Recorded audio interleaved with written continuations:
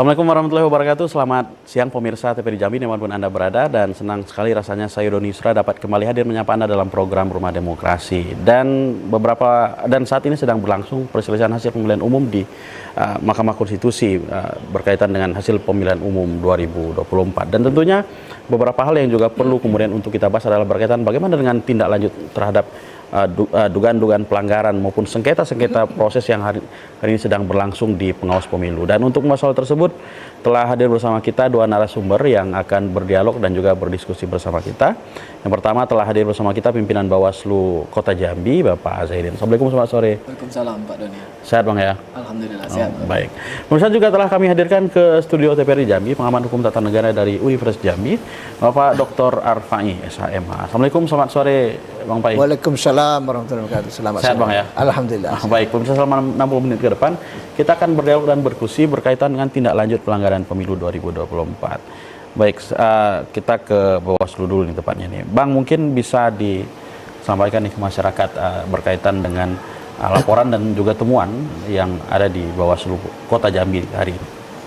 Baik, terima kasih Pak Doni. Kalau selama tahapan kepemiluan, mulai dari tahapan pemutakhiran data, mulai masuk lagi proses pendaftaran peserta pemilu, sampai dengan akhirnya itu kampanye, masa tenang dan pemungutan suara.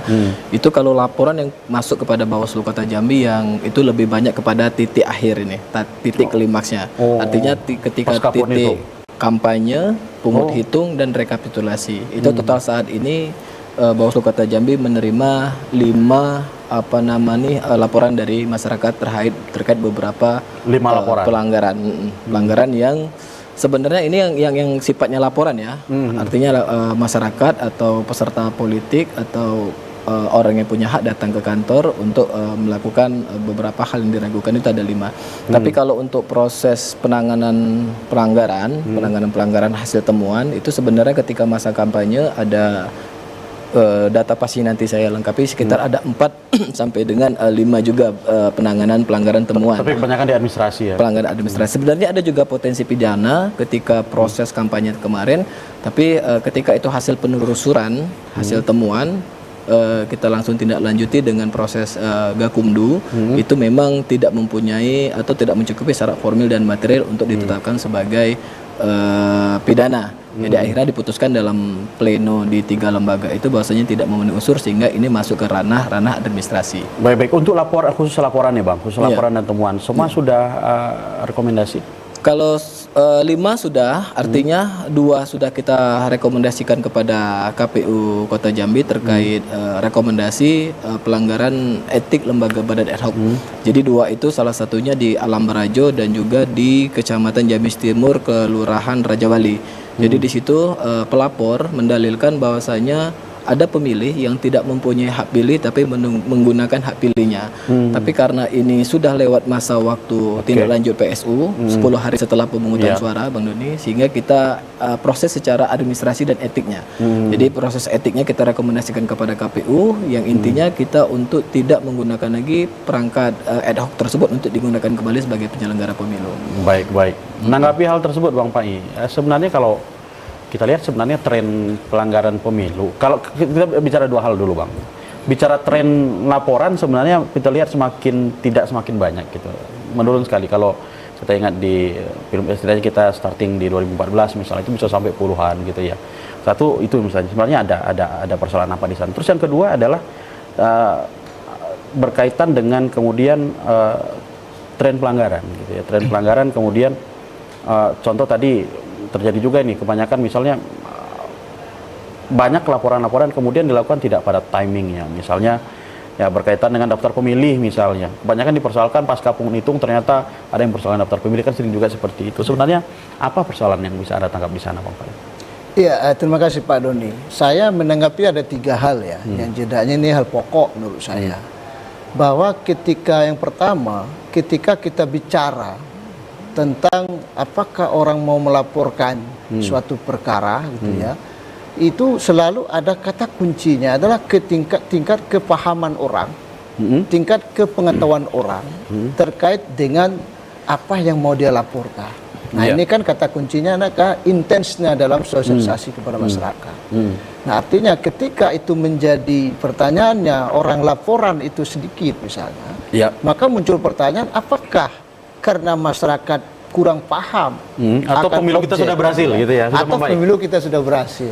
Nah ini kan jadi hal yang perlu ini gitu ya. Nah sehingga kalau saya melihat kita menyimak dinamika media sosial misalnya pelanggaran itu banyak. Ya banyak sekali. Nah pada dasarnya orang juga tahu kalau melapor ke Bawaslu. Padahal gitu kan. Tetapi juga jangan salah berikutnya ada nanti kalau kau laporkan misalnya, kamu juga nanti yang akan repot diperiksa. Nah itu kan menjadi hal lagi, menjadi orang yang kadang-kala membuat orang. Nah kalau itu semua maka muncul kata kuncinya adalah masih kurangnya kesadaran hukum. Ya kan, karena bagian dari kita. Kalau pemahaman sendiri, pengetahuan dan pemahaman? Ya itu, kesadaran hukum menjadi kurang karena kurangnya pemahaman. Contoh, diedarkan misalnya informasi, kalau kamu melaporkan ke sana, nanti kamu juga nanti akan repot membuktikan itu. Ya kan, harus dipanggil, harus semua. Nah, di sini kan dia nggak paham, yang apakah betul dia repot, gitu ya. Apakah betul dia akan sibuk ngurus itu. Nah, ini kan pemahaman ini yang kebelum. Sehingga membuat orang tuh segan untuk melapor. Nah, itu kan, ini yang pertama menurut saya penting. Penting ada kepahaman. Nah yang kedua adalah berkenaan dengan bahasa yang tadi nurun laporannya gitu. Saya justru begini, kalau saya menilai yang kedua ini dalam hal pelanggaran pemilu semestinya lebih banyak itu adalah temuan bukan laporan. Seharusnya begitu. Karena kan diberikan beban kepada penyelenggara pemilu itu adalah garda terdepan mengawasi penyelenggara pemilu. Salah satu bentuk ketika ada pelanggaran kan dua tuh, temuan dan pelanggaran. Laporan ya. Nah, makanya kata kunci ketika temuan itu sedikit, laporan juga sedikit, atau kebalikan laporan banyak, temuan sedikit, berarti pertanyaan kita, apakah karena Bawaslu-nya menyatakan bahwa betul-betul tidak punya ada pelanggaran, atau Bawaslu juga kurang memahami konteks pelanggaran itu, atau ya sudah nggak usah tindakin merepotkan Bawaslu sendiri gitu kan, itu jadi pertanyaan lagi. Mudah-mudahan tidak. Mudah-mudahan tidak, kan gitu kajiannya gitu kan. Mudah-mudahan tidak. Nah ini yang kedua, makanya saya dengar Pak, keberhasilan itu kan, makanya kalau ada yang menyatakan semakin banyak laporan itu semakin banyak berhasil, rasanya tidak juga. Artinya ada balance ya antara temuan dengan laporan. Itu kan mesti diketahui oleh orang ya. Nah yang ketiga, yang paling penting dalam hal turun atau naiknya itu sebelah kesadaran dari peserta pemilu. Nah kita tidak bisa menyatakan hari ini misalnya bagus betul peserta pemilu ini taat semua. Nah kita enggak. Makanya saya punya pendapat begini Pak Doni. Ini Pak Iri ini penyelenggara. Kita juga menyatakan penyelenggara. Pada saat menjadi penyelenggara, maka pelanggar pemilu itu kita nyatakan tuh nggak nampak, nggak tahu. Kenapa? Penyelenggara terikat unsur formil dan material. Tapi kalau hari ini artinya Pak Arfai sudah bisa melihat pelanggaran bahasanya itu. Gini, nah itu bahasa bukannya gitu loh, bahasanya gitu kan. Pada saat masih dalam penyelenggara pemilu, masih berdinas nih Pak Iri nih, masih dalam pesta, dia terikat dengan syarat formil dan material yang harus dipenuhi. Sulit untuk dipenuhi, maka dikatakan jawab nggak ketemu itu pelanggar pemilu. Tetapi setelah pemilu usai, berceritalah semua pelanggaran pemilu itu, dan itu lewat waktunya, tidak bisa lagi dibuktikan. Mungkin sebentar itu Pak. Iya, baik. Ini perlu juga Bang Zairin. Ya, siap, mungkin, tapi apapun ya, yang namanya masukan dan kritik masyarakat gitu ya. Ada juga masyarakat pandangan masyarakat begini, mohon maaf ini. Misalnya begini, bahwa contoh nih paling banyak nih money politik misalnya gitu kan. Masa Bawaslu nggak tahu ada money politik? Sebenarnya apa sih kendalanya, Bang? Kalau masyarakat boleh tahu. Atau memang nggak kelihatan gitu. Jadi menarik memang pembahasan temuan ini kan. Artinya temuan apalagi soal money politik, karena money politik ini salah satu tindak pidana pemilu gitu kan. Yang kata orang sih banyak gitu kan. Ya kabar-kabar kata menurut Pak Arfai tadi kalau bicara di luar ya ibarat buang angin gitu kan, rasanya ada tapi susah dibuktikan dari siapa sumbernya gitu kan. Jadi hal yang menarik untuk pidana pemilu ini. Jadi saya ungkapkan dalam forum yang terhormat ini ada suatu kasus ketika masa tenang. Jadi di regulasi kita setiap orang subjek hukumnya dengan setiap pelaksana pemilu itu ada pembatasannya. Artinya begini, ketika dia hari tenang, 3 hari tenang, itu subjek hukumnya mungkin bapak-bapak semua orang hukum itu adalah setiap orang. Jadi barang siapa, setiap orang melakukan itu, baik dia peserta pemilu, baik dia tim, baik dia masyarakat sekalipun dapat dikenakan. Tapi ketika dia masa kampanye, itu setiap pelaksana kampanye. Jadi kasusnya masih dibuktikan dulu dulu. Jadi ketika di Alam Berajo ada salah satu partai politik, mungkin tidak etis disebutkan, itu secara fakta dan nalar itu sudah ada itu rasa money politik itu, karena di kampanye itu tidak boleh memberikan materi lainnya selain materi yang sudah sesuai dengan peraturan undang-undangan yang dikonversi harganya 100.000. Itu dikasih minyak, gula, tepung, orangnya ada secara kasat mata, tapi betul kata Pak Pai tadi, kita bertumbur kepada syarat formil dan materi, dan yang dapat digunakan subjek hukumnya adalah setiap pelaksana kampanye, dan berkebetulan yang memberi bukan dan yang melakukan tidak bukan pelaksana kampanye, sehingga itu batal demi hukum lah ketika kita gelar perkara dengan teman-teman kepolisian dan kejaksaan. Dan saat ini juga money politik ini kasusnya itu tadi ketika masa kampanye. Ini kasusnya ketika masa tenang. Ada juga salah satu partai politik dan salah satu caleg yang kode jurnalistik mungkin tidak bisa disebutkan, yang kayaknya duduk gitu kan. Ketika H-2 itu banyak terjadi aktivitas di rumah dia, masuk orang keluar masuk, Pak Doni. 5 orang masuk keluar, 3 orang masuk keluar. Dan naluri pengawas kita di lapangan PKD itu ada insting yang mencurigakan. Ini ada apa? Rumah salah satu pengurus partai politik ada kegiatan keluar masuk. Didatangi itu, ketika didatangi, ini kebaikan dengan fenomena lagi-lagi soal pembuktian gitu kan. Itu ketika didatangi katanya untuk pembekalan saksi. Ketika kami konfirmasi, ketikalah pembekalan saksi oleh partai politik. Yang namanya partai politik kan peserta pemilu kan harus di kantor, kenapa harus di rumah? Tapi pengawas kita mendapat intimidasi dan juga ditutup rumahnya rapat-rapat. Nah, ketika ditutup rumah rapat-rapat, saya instruksikan kepada pengawas kita untuk mundur, Pak Doni, karena ketika kita masuk ke ruangan orang, nanti kena pasal pidana lain gitu kan. Masuki pekarangan orang tanpa izin. Nah, jadi artinya proses money politik ini memang betul paling sulit untuk dibuktikan. Baik, gitu kan. nanti kita bicara kendala-kendala lain, Bang. Sepertinya masih banyak kendala ini. Pemirsa jangan kemana-mana karena Rumah Demokrasi akan kembali setelah pesan-pesan berikut ini.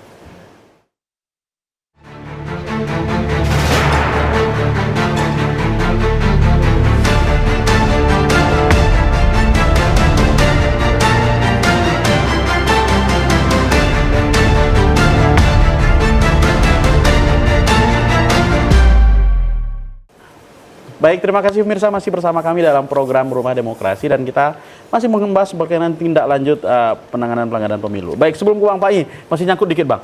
Bagaimana dengan ada 2 hal sebenarnya, nanti sekaligus biar lebih enak dikonversi Bang Pai. Yang kedua bicara sebelum kewenangan, kita bicara dengan batas waktu penanganan pelanggaran yang 7 hari yang bisa ditambah sampai 14 hari gitu ya. Betul. Sebenarnya kita bicara fakta aja deh Bang. Menurut Bawaslu cukup tidak?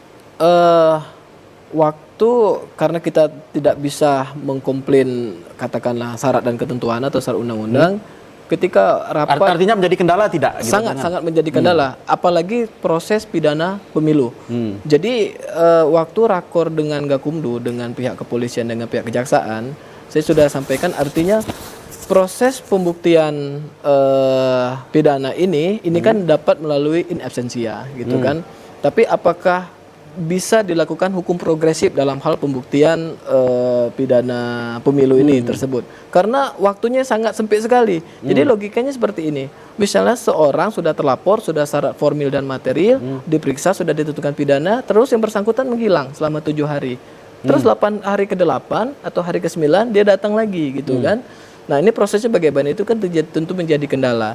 Artinya sudah dikupas juga mungkin oleh mantan Bawaslu RI, Pak lupa saya. Artinya kewenangan pelaksanaan khususnya di pidana pemilu itu merupakan hal yang sangat sempit sekali. Apalagi kita di pidana ini harus membuktikan secara material kan, bukan kebenaran formil kan. Ya, hal-hal itu memang cukup menjadi kendala terkait batasan waktu. Kalau kewenangan sendiri Bang, ada nggak persoalan misalnya kan kewenangan yang terbatas, kemudian maksudnya gini, agar kita clear nih ke masyarakat sebenarnya kendalanya apa sebenarnya gitu. Secara kewenangan sendiri.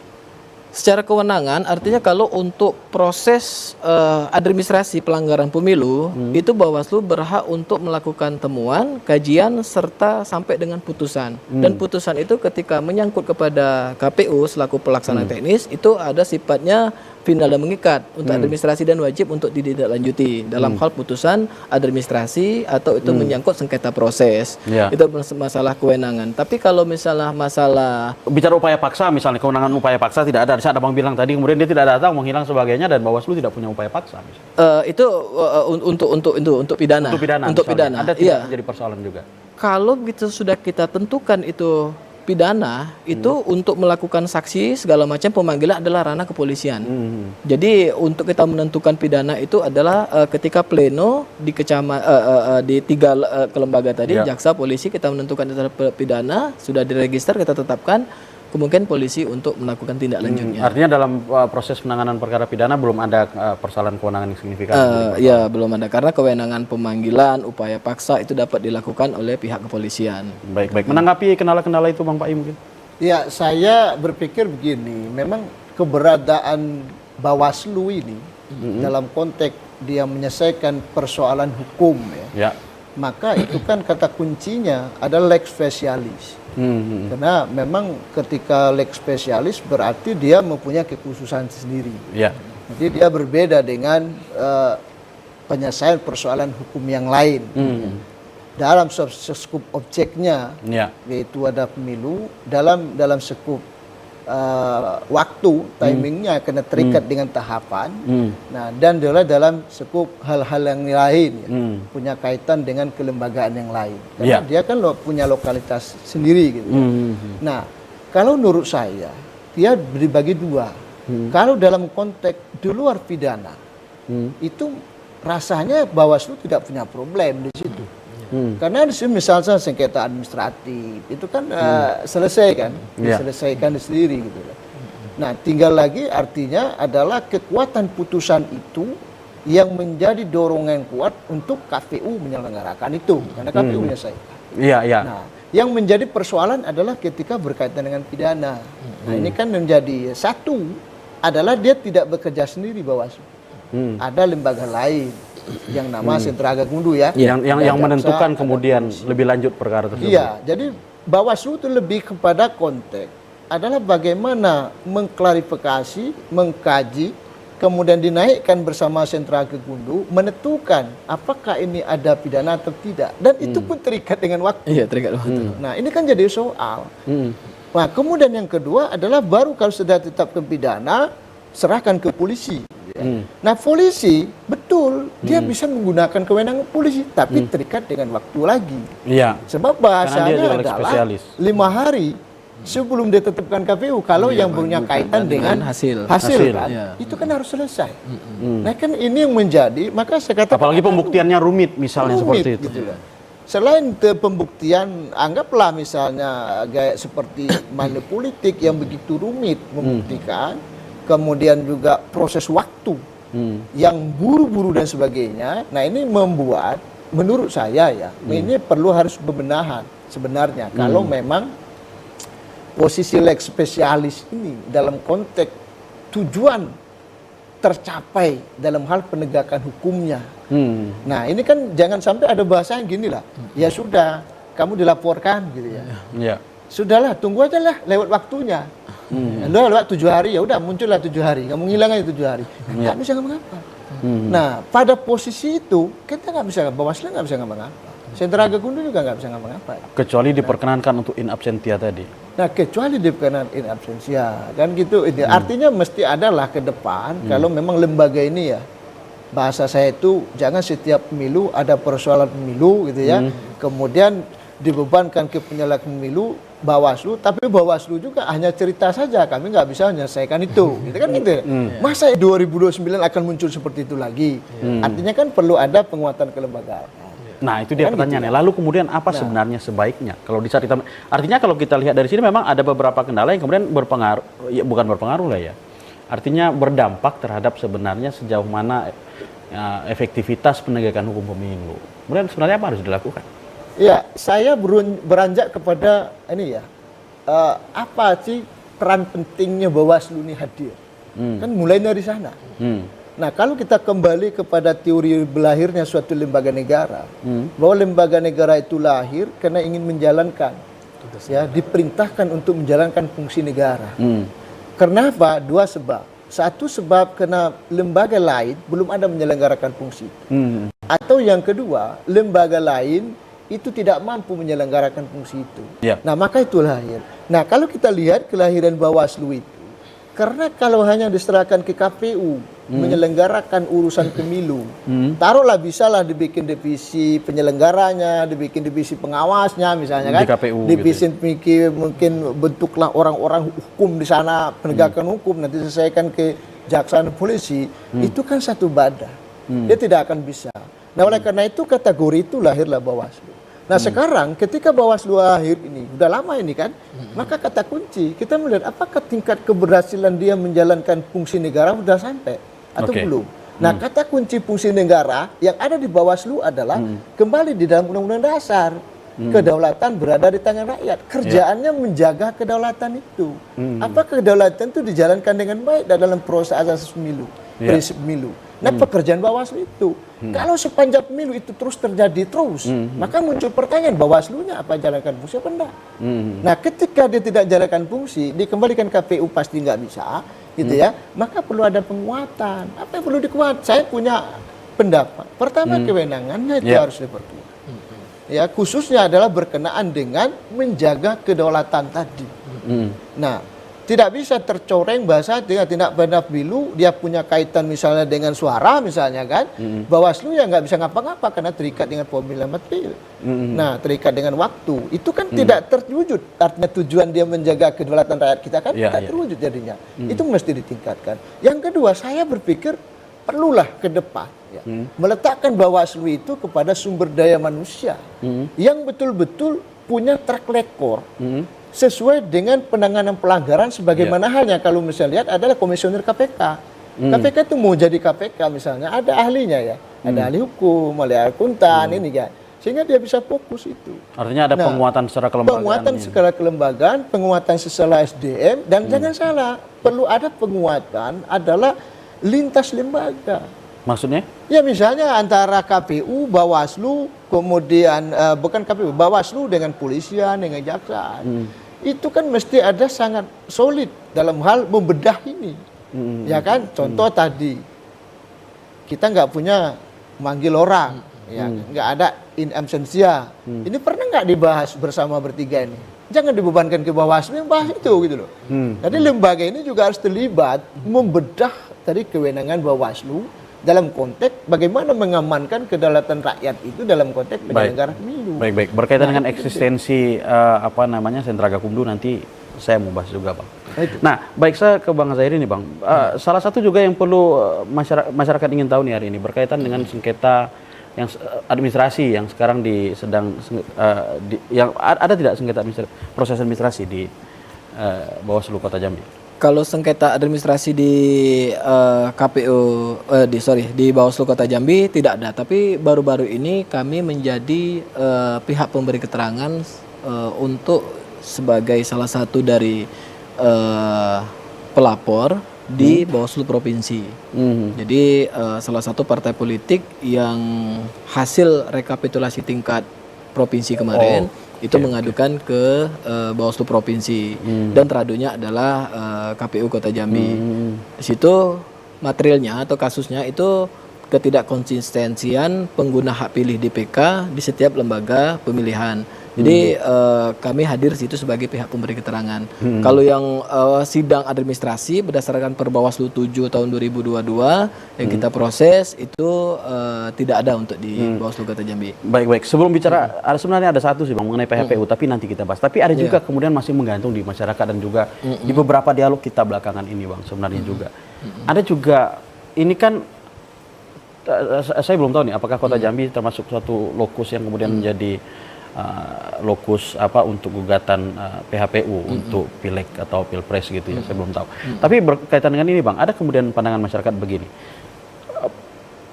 pleno itu kan berjenjang. Iya. Nah, dalam setiap proses pleno itu kan ada pengawasan, baik dalam proses pemilihan termasuk pleno itu. Betul. Nah, tetapi ternyata kemarin kan KPU provinsi bahkan melakukan streaming live di YouTube.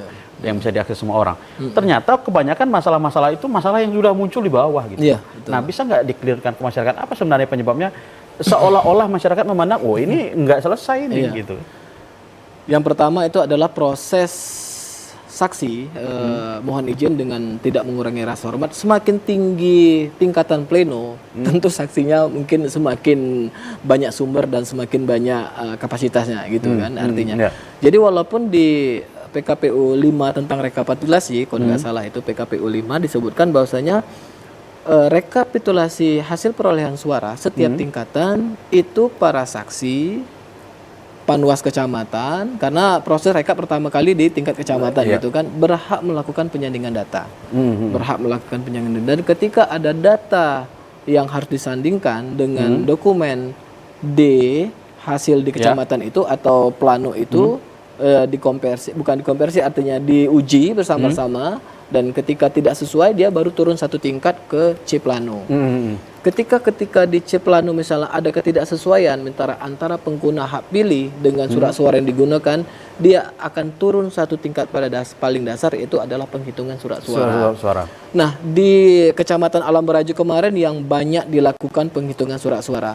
Logikanya ketika proses ini sudah diperbaiki di tingkat kecamatan sampai dengan dilakukan penghitungan surat suara, itu perusahaannya sudah clear. Mestinya clear. Clear. Itu dia pertanyaan masyarakat. Berapa pengguna hak pilih, berapa surat suara digunakan, dan berapa perolehan hasil setiap peserta pemilu dan setiap calegnya. Apalagi hasil itu kemudian dituangkan dalam berita acara, kan seperti dituangkan dalam berita acara dan dituangkan dalam C kejadian khusus untuk di KPU atau di LHP, laporan hasil pengawasan di Bawaslu. Kemudian naik tingkat di satu kota, di tingkat kabupaten kota. Nah, pertanyaan Pak Doni tadi, kenapa selalu ada komplain dan selalu ada pertanyaan sampai ke provinsi kadang muncul lagi gitu. Muncul lagi. Nah, kadang ketika contohnya kemarin waktu di tingkat kota itu berkutat pada salah satu TPS di Kelurahan Mayang Mangurai, TPS 66 saya sebut saja, itu ada salah satu peserta pemilu partai politik yang memproses hasil perolehan yang di situ. Tapi ketika itu sudah dibahas, ya KPU tuangkan ketika rapat pleno tingkat kota itu bahwasanya sudah ditindaklanjuti, sudah dilakukan perbaikan. Dan ketika rekapitulasi tingkat provinsi, Pak Doni, itu tetap menjadi pertanyaan. Jadi juga ada dalil yang disampaikan oleh para saksi itu, artinya proses di bawah itu adanya bukan menuhankan proses yang di bawah sudah selesai. Jadi partai politik juga atau saksi juga berhak mempertanyakan kembali gitu kan. Jadi memang tapi walaupun sebenarnya faktanya sudah ini sudah selesai. Iya, secara material sudah diperbaiki, itu sudah dilakukan perbaikan-perbaikan. Nah, kenapa sampai ada penghitungan kembali katakanlah di Sarolangun kemarin? Nah, mungkin ada ketidakcocokan antara pengguna hak pilih di kategori DPK dengan pengguna hak pilih di dalam kategori DPT. Nah, itu memang harus dilakukan penghitungan ulang. Kita tahan dulu. Pemirsa jangan kemana-mana karena Rumah Demokrasi akan kembali setelah pesan-pesan berikut ini.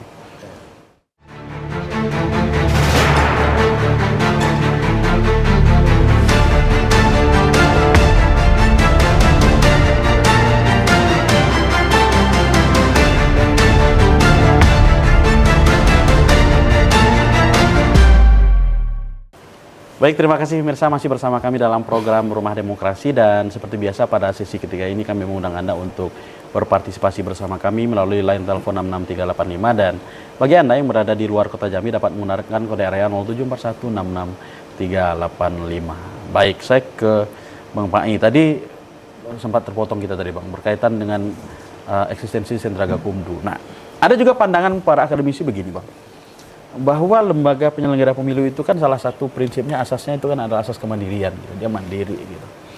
Nah, kalau kita comparekan asas kemandirian ini kemudian dengan keberadaan sentra Gakumdu dalam proses penegakan hukum pemilu, gimana Bang menurut Anda? Iya, makanya tadi saya kan nggak tahu, saat ke depan kita harus mulai memikirkan bahwa komposisi orang yang di dalam Bawaslu itu punya spesifikasi kayaknya miliknya KPK itu. Artinya kan dalam hal tertentu, pemilu kita tidak punya terikat dengan orang. Ya kan gitu, satu. Nah, yang kedua, artinya memang terpadu di situ dia. Memang terpaku di situ. Secara manusianya, secara sumber daya manusianya. Nah, yang kedua, memang kalau dalam hal penegakan hukum, itu kan tidak bisa terlepas. Ada sistem criminal justice kita, ya kan? Itu kan tidak bisa. Tetap saja ada dalam konteks misalnya penyidikan itu polisi, ya kan? Polisi. tinggal muncul dua saja lagi kan. Apakah polisi secara kelembagaan polisi gitu kan, atau polisi yang berada dalam sini kan gitu kan. Atau PPNS, PPNS penyidik gitu pegawai kan. negeri sipil gitu ya. Seperti kayak KPK itu kan berarti polisi yang ditaruh di KPK kan. Nah seperti itu. Nah polanya kan hanya itu. Nah terus pertanyaannya apakah itu mempengaruhi independensi? Ya kan, sebagai dia penyelenggara pemilu. Maka kata kuncinya adalah kembali kepada profesionalitas. Tidak bisa, dalam sistem criminal justice kita tetap punya kaitan. Ya, nggak bisa. Pengadilan tetap pengadilan negeri, gitu ya. Penyidik tetap polisi, jaksa tetap jaksa milik Indonesia. Nggak bisa Bawaslu bikin jaksa sendiri, polisi sendiri nggak bisa, gitu kan. Tetap itu. Nah, maka kata kuncinya adalah semuanya itu kan menjalankan fungsi negara tadi. Ya. Nah, apakah polisi ini nanti makanya ke depan berikut juga pihak polisian, misalnya kejaksaan yang masuk dalam ranah pemilu berarti punya spesifikasi urusan pemilu. Ya. Dia punya track record, betul lah bahasanya itu diuji dengan integritas, gitu ya, diuji dengan profesionalitas, karena ini persoalan politik. Ya. Persoalan politik ini kan bahasanya itu tidak bisa terlepas ya. Dari tekanan orang, dari kepentingan orang, dari timing waktu tadi macam-macam. Nah sehingga perlu pertanyaan apakah polisian, misalnya jaksaan yang masukkan ke Sendragunu, apakah melalui filter itu atau tidak? Biasanya kan hanya diambil saja karena ini pernah urusan pemilu, taruh biasanya berjenjang ya, yang lalu masih yang ini gitulah. Nah mestinya juga ada penguatan ini ya, penguatan personil baik itu di Bawaslu maupun jajaran yang terkait ini. Namun kalau terlepas, saya kira itu nggak bisa juga Pak Doni, karena sistem criminal justice kita tetap orang itu punya kaitan. Baik. Saya ke Bang Azharin lagi nih Bang. Bang, ini kita kembali ke masukan dan apa ya? Kita katakan kritikan masyarakat lah. Gitu ya. Artinya memang masyarakat membutuhkan penjelasan. Gitu. Nah sebenarnya kan kebanyakan nih kita bicara Provinsi Jambi aja lah potretnya ya. Dan saya ada beberapa memang juga kejadian di Kota Jambi misalnya. Ada yang mengatakan tidak ada proses penyelenggaraan pemilu itu yang luput dari pengawasan secara teori dan aturannya. Nah gitu ya. Baik itu dalam penyusunan daftar pemilih gitu ya, penetapan calon sampai kampanye, masa tenang, pungut hitung, rekapitulasi, semuanya melalui proses pengawasan. Dan bahkan ada yang mengatakan pengawasannya melekat lagi kan begitu. Nah, tetapi kalau kita lihat sebenarnya, walaupun sebenarnya ujung-ujung beberapa dari kasus itu kan lebih kepada kesalahan administrasi gitu. Nah, tadi Bang Pai juga sempat membahas, pengawasan pemilu ini kan bukan hanya ada pada pengawas pemilu saja, ada saksi partai, bahkan masyarakat, semua proses itu kan terbuka sekali, tidak ada idealnya ya, tidak ada yang tertutup sama sekali gitu. Tetapi dalam proses pemilu lalu dan pemilu-pemilu yang sebelumnya juga sih, kita melihat banyak kemudian bermasalah itu, misalnya ada orang yang tidak memiliki hak pilih kemudian memilih. Nah, itu banyak kemudian ada beberapa kemudian permasalahan seperti itu muncul. Atau misalnya seperti yang Anda bahas tadi, ada kesalahan perbedaan penghitungan versi gitu. Nah sebenarnya kita bicara yang tadi misalnya, kenapa misalnya kemudian ada orang yang sebenarnya tidak punya hak pilih kemudian bisa memilih? Kebanyakan apa Bang kalau boleh tahu? Jadi khususnya kebanyakan KPPS ya harus kita sebutkan untuk niatnya perbaikan, artinya sebagai bahan evaluasi. Kota Jambi ini kan sebagai potret provinsi betul, dan paling banyak orang dari luar provinsi yang ketika hari H itu pasti paling banyak berada di Kota Jambi. Apalagi hari libur ya. Walaupun hari libur ya. Artinya dalam urusan pekerjaan kah, dalam urusan ya katakanlah aktivitas yang membutuhkan dia pada saat di Kota Jambi.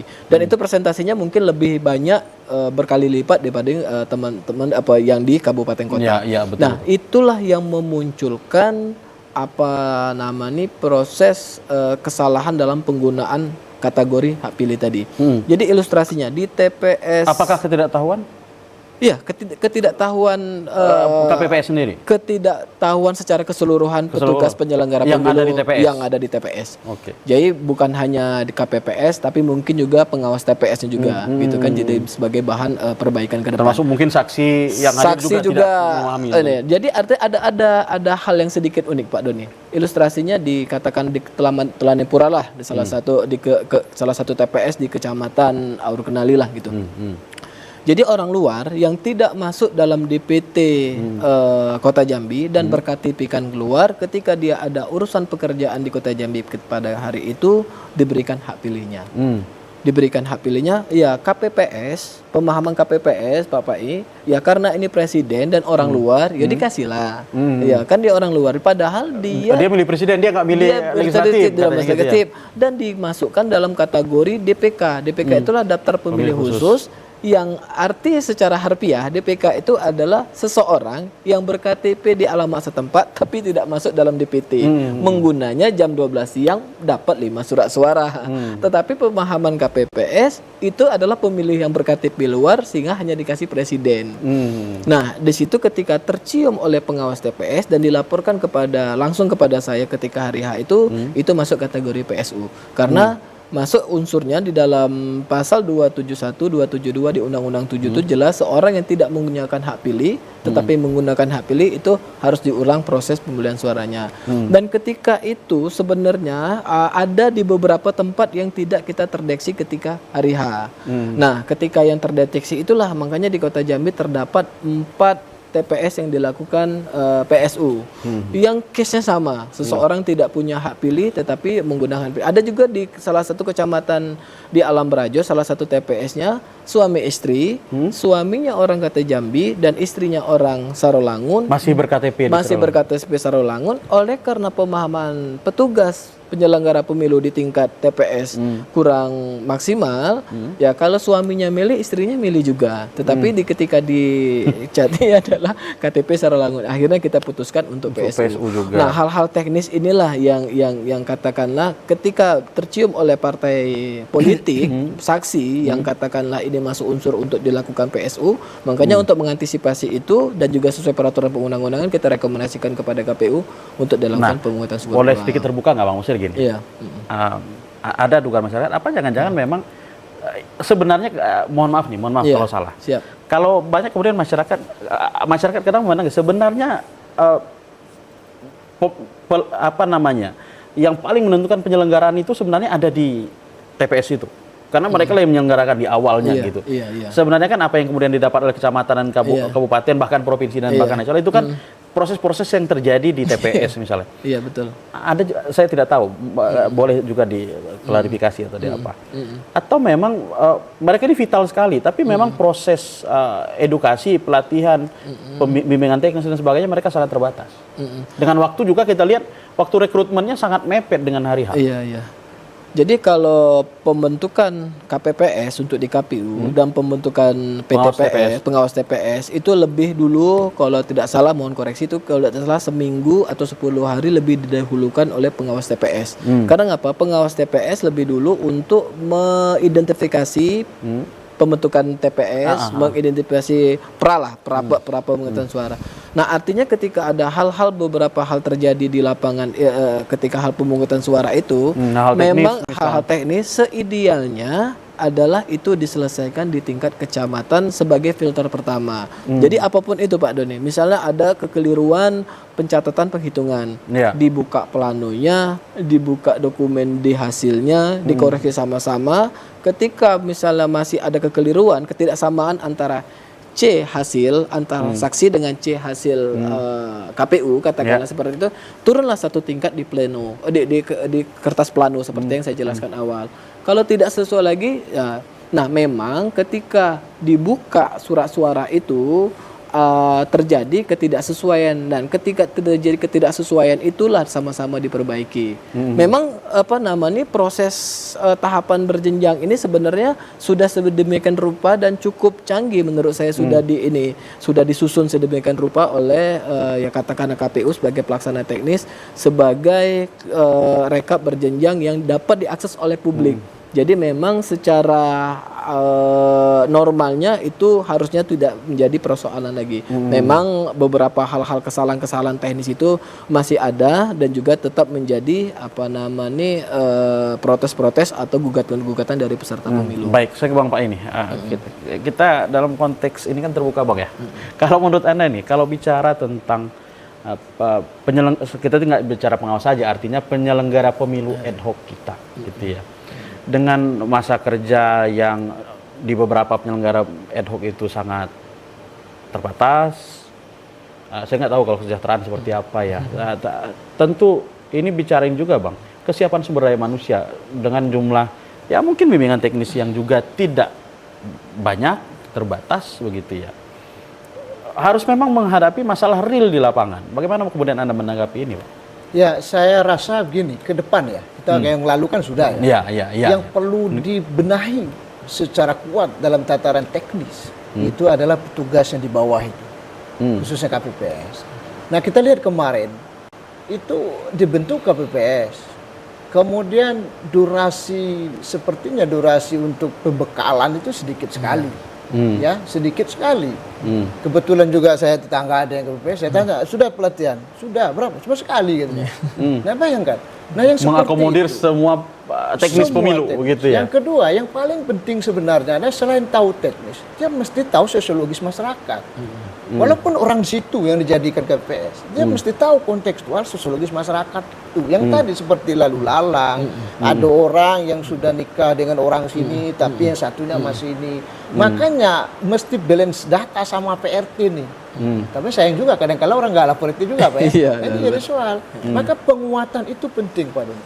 Petugas KPPS-nya. Dan jangan salah, mungkin merasakan sendiri di TPS masing-masing barangkali. Saksi partai juga penting.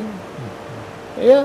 Makanya kondisi hari ini saksi partai menurut Anda? Iya, makanya saya saksi peserta pemilu. Saksi partai itu pertama energik, yang kedua sehat matanya, sehat telinganya, pandai nulisnya, bisa bicaranya, kuat bicaranya gitu loh. Jadi bukan, apalagi kemarin tuh plano itu kan besar-besar, tulisan kecil-kecil. Kalau saksinya matanya udah min sekian misalnya, cuman dia mau per. Artinya Anda mengatakan kalau sebenarnya di bawahnya sudah pas, KPPS sudah pas, pengawas TPS sudah pas, saksi partai juga kuat, sebenarnya masalah akan selesai semua di tingkat bawah. Nah, masalah selesai tidak, tapi minimalisir persoalan yang setiap jenjang selalu menjadi persoalan itu menjadi kecil. Misalnya hak memilih gitu ya. Hak memilih, khususnya yang kita kan sudah tahu, paling penting soal DPT, soal orang memilih hari H. Nah, saya bayangkan misalnya saksi itu, ketika jadi saksi dia nggak tahu warga situ, bayangkan. Ya kan, mesti saksi sudah ada peta sosialnya, itu yang paham wilayahnya ini kalau siapa. istrinya datang, itu suaminya itu KTP belum sini. Oh, si Anu itu perantau sini. Nah, kalau dia mau milih, dia kemarin sudah ngurus tuh, pindah pilih. Artinya mesti ada persiapan panjang untuk penyelenggaraan persiapan di bawah. panjang dalam konteks saksi, tidak hanya pembekalan soal saksi, tapi pembekalan sosiologis di sekitar TPS itu udah masuk KPPS. Baik. Kita tahan dulu. Pemirsa jangan kemana-mana karena Rumah Demokrasi akan kembali setelah pesan-pesan berikut ini.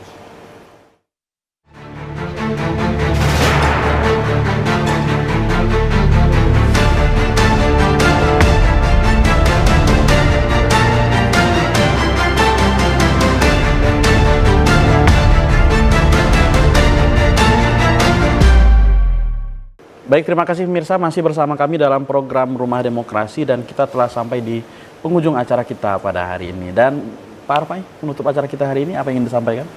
Iya, saya pikir begini, membenahi pemilu itu tidak terlepas dari keberadaan Bawaslu misalnya, atau penyelenggara pemilu yang menangani persoalan pelanggaran pemilu. Namun demikian, pelanggaran pemilu itu hanya bisa dijalankan jika lembaga itu kuat, sumber dayanya hebat, dan keterlibatan pihak yang berkaitan dengan penguatan fungsi itu juga kuat. Nah, kalau itu ada di penyelenggara pemilu kita, maka fungsi salah satu penyelenggara pemilu yang menangani pelanggaran itu mengamankan kita punya kedaulatan rakyat itu bisa berjalan dengan baik. Saya kira ke depan itu mesti harus dibenahi. Baik. Pak Zairin? Ya, menurut saya untuk sukses ke depan, apalagi kita sudah masuk pada tahapan pemilihan kepala daerah yang pelaksanaannya di November tanggal 27, menyambung apa yang dibilang Pak Pai tadi, sebuah pengawasan khususnya itu tidak akan pernah sukses tanpa dukungan dan peran serta dari masyarakat. Jadi artinya ketika masyarakat untuk sama-sama peduli, istilahnya punya kepekaan, istilahnya aware terhadap pelaksanaan semua proses pemilu dan ikut berpartisipasi aktif, bahwa itu pengawasan, bahwa itu ikut dalam terdaftar dalam hak pilih, ya mungkin itu menjadi hal yang cukup substansi untuk mensukseskan proses pemilu-pemilu ke depan. Baik. Terima kasih atas kiranya Bang Hasarin dan Bang Dr. Rafai dalam dialog Rumah Demokrasi hari ini. Pemirsa, demikian tadi dialog singkat kita berkaitan dengan tindak lanjut penyelenggaraan pemilu khususnya di Kota Jambi dan Provinsi Jambi secara umumnya. Pemirsa, dan tentunya kita menyepakati satu hal bahwa demokrasi ini merupakan tanggung jawab kita bersama dan kemudian sama-sama kita mengawal proses demokrasi. Dan saya Doni Yusra undur diri dan kita jumpa lagi minggu depan. Assalamualaikum warahmatullahi wabarakatuh.